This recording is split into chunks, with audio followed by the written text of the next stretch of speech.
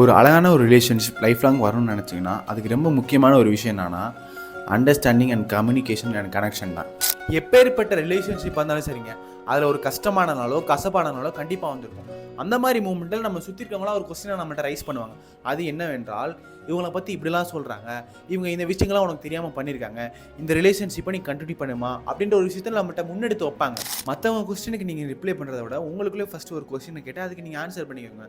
அது என்னென்னா, மற்றவங்கள விட அவங்க அவங்களுக்கு எவ்வளோ முக்கியம், மற்றவங்கள விட அவங்க அவங்களுக்கு எவ்வளோ தெரியும், இதெல்லாம் தாண்டி மற்றவங்கள விட நீங்கள் எவ்வளோ அவங்கள அண்டர்ஸ்டாண்ட் பண்ணி வச்சுருக்கீங்க அப்படின்ற ஒரு விஷயம் தாங்க கனெக்ஷன். ஸோ இப்போ உங்கள் பார்ட்னருக்கு ஒரு ட்ரீம் இருக்குது, அதை நோக்கி அவங்க ட்ராவல் பண்ணிட்டு இருக்கும்போது ஒரே ஒரு விஷயம் தான் உங்கள்கிட்ட எதிர்பார்ப்பாங்க. எது ஹெல்ப்பா? கண்டிப்பாக இல்லை. ஒரு சிங்கிள் வேர்டு தான், எதாக இருந்தாலும் நான் பார்த்துக்கிறேன், நான் உங்க கூட இருக்கேன், நீ துணிஞ்சு பண்ணு அப்படின்னு சொல்கிற ஒரு விஷயம் இருக்குது பார்த்தீங்களா? அப்படின்னு நீங்கள் சொல்லும் போது அவங்க ட்ரீமோடு நீங்கள் கனெக்ட் ஆவீங்க, அவங்க லைஃபோடையும் நீங்கள் ரொம்ப கனெக்ட் ஆவீங்க. கம்யூனிகேஷன் ஒரு ரிலேஷன்ஷிப்பில் ரொம்ப முக்கியமான ஒரு விஷயம். உங்கள் ரிலேஷன்ஷிப்பில் நீங்கள் நல்ல அண்டர்ஸ்டாண்டிங்கில் இருந்தாலுமே அந்த அண்டர்ஸ்டாண்டிங்கே ஒரு டைமில் மிஸ் அண்டர்ஸ்டாண்டிங்கை கண்டிப்பாக மாறும். ஸோ இந்த மாதிரி சுச்சுவேஷனில் தான் ஒரு 3 எழுத்து ஈகோன்ற வார்த்தை நம்ம ரிலேஷன்ஷிப்பில் டான்ஸ் ஆடும்.